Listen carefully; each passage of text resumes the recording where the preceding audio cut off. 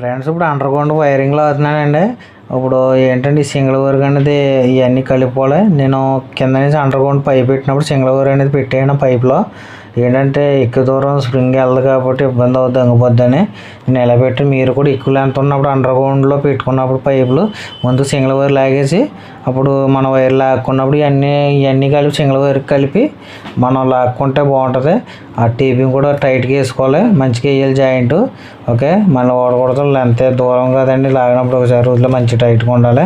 Okay friends, మరి దూరం అయినప్పుడు మనం కూడా ఇలా అండర్ గ్రౌండ్ చేసినప్పుడు మనం సింగిల్ వైర్ పెట్టుకుంటే ఈ విధంగా వచ్చేది. చూసారుగా సింగిల్ వైర్తో లాగుతున్నాను, చూసారు కదా మొత్తం వచ్చేసింది.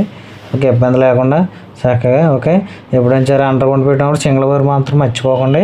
మనకు దూరం ఉన్నప్పుడు ఇంకా దాని నుంచి మనం లాక్కుండా బాగుంటుంది, ఇబ్బంది ఉండదు, స్ప్రింగ్ కట్ట వంగిపోదు. ఓకే, నేనైతే ఇలా పెట్టాను.